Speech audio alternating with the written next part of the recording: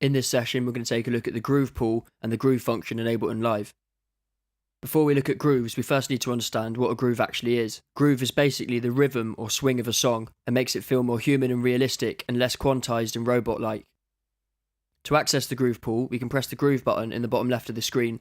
This opens up the groove pool in the browser.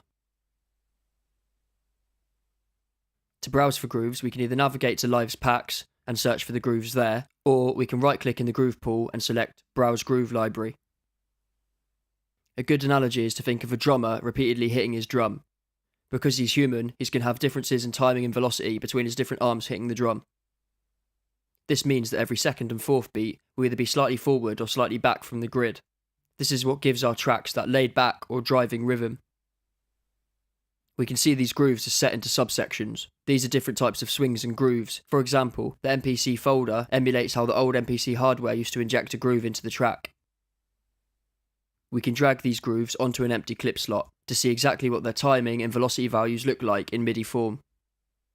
We can also click on them in the browser to get a click track preview of what they sound like. In my opinion, listening to the click track is the best way to preview and choose a groove for your tracks. If we listen to all of our different audio clips, we can hear they all have slightly different grooves. We can use Ableton's groove pool to bring them all together under one groove. To put them onto our clips, all we have to do is drag and drop the groove onto our audio clips. We can also go to the audio clip and select the groove from the clip panel. Now that our grooves are playing with the groove applied, we can use the global groove setting at the bottom right of the groove pool to either add more groove up to 130%, or we can take some away if things start to get a bit crazy. At 0%, no groove is applied to any of the clips. If we go back to the clip panel, we can now commit the groove to our audio.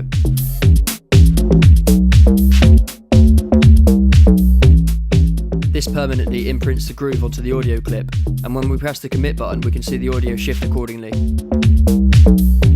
If we go back into the groove browser, we can see how the groove is labelled. Generally, the first number indicates the bass of the groove, and the second number defines the strength or the intensity of the groove. If we change between an 8-note bass and a 16th note bass, you can see how the notes move more dramatically for the 8th note bass. This is because the notes are now effectively getting quantized and swung closer to the 8th notes. How this sounds will greatly depend on the type of pattern that you're applying groove to.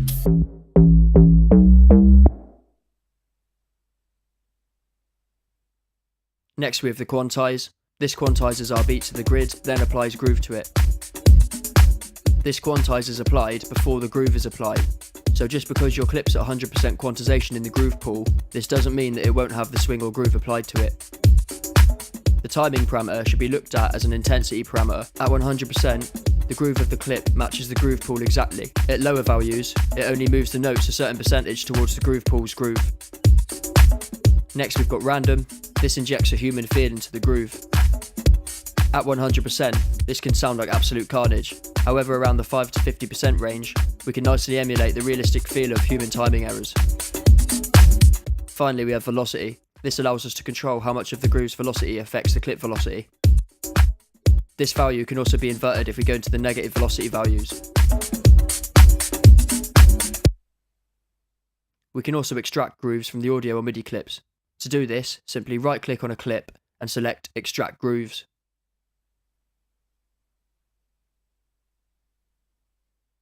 We can now see this groove in the groove pool and preview it. We can drop it into an empty clip slot to look at its timing and velocity values, as well as dropping it into other clips. We can also hot swap between grooves and save them. To recap, in this video we've covered browsing, previewing and selecting grooves, and committing grooves as well as extracting them.